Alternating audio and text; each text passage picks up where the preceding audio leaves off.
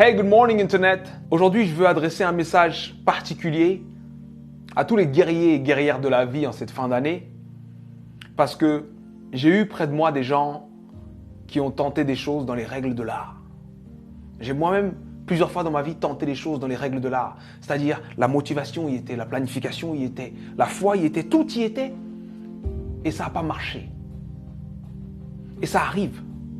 Des fois, ça arrive même que tu sais que ça va marcher, tu fais tout pour que ça marche, mais d'autres choses que tu croyais là s'effondrent.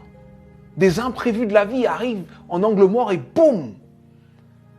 Des choses qu'on peut appeler catastrophiques. Et là, tu te poses la question, mais pourquoi moi? Pourquoi c'est aussi dur pour moi? Pourquoi ça m'arrive à moi? Si tu es de ceux qui se posent cette question, il faut que je te raconte l'histoire d'un homme. Cet homme est né en 1809.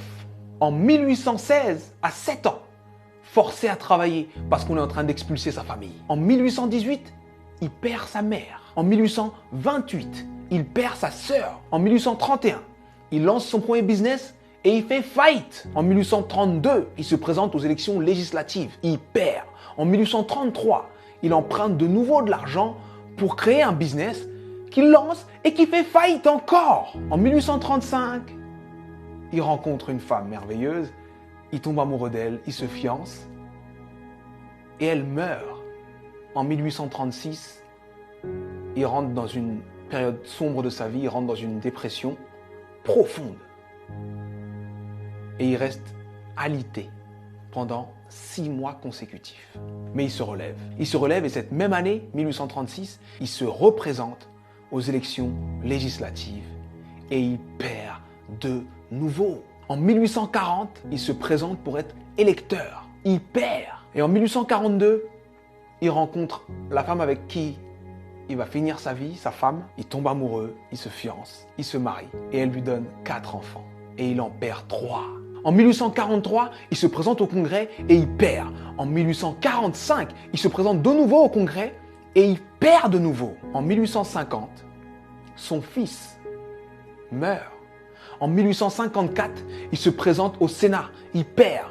En 1956, il se présente pour être vice-président. Il n'a même pas 100 voix. En 1958, il se présente de nouveau au Sénat et il perd de nouveau. Et en 1960, Abraham Lincoln est élu président des États-Unis d'Amérique. Et il fait 2 mandats exceptionnels qui font de lui l'un des présidents les plus respectés et les plus impactants de l'histoire des États-Unis. C'était important que je te raconte cette histoire. C'était important que je te raconte cette histoire parce que on voit le héros, mais on ne voit pas les coulisses de la réussite. Il faut que tu acceptes les coulisses de ta réussite. Peu importe la difficulté, peu importe ce qui se passe, peu importe ce que tu dis, sache que tant que tu respires, ton but t'attend.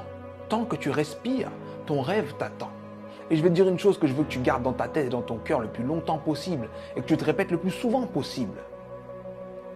Les épreuves que tu trouves sur ton parcours sont adaptées à ton potentiel.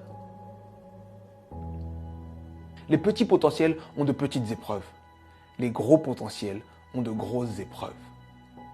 On peut tous, dans nos vies, prendre des feuilles, noter les dates des moments les moins drôles de nos vies, les moments les plus difficiles de nos vies, et faire une liste comme celle que je viens de faire pour Abraham Lincoln. Mais sincèrement, je pense que Abraham Lincoln faisait l'inverse.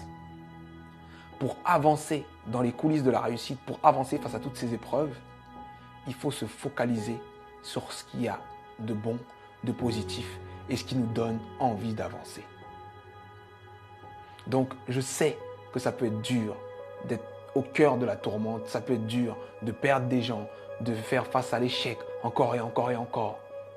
Mais concentre-toi sur ce que tu es en train d'essayer d'accomplir et accomplis-le. Et je peux te garantir que parce que tu es passé par là, tu as changé l'ampleur, le sens et le goût de ta réussite. Alors traverse ces épreuves. Elles sont adaptées à ton potentiel, elles sont là pour te faire grandir. C'était Sudei. J'espère que cette vidéo t'a plu. Et si elle t'a plu, partage-la. Merci.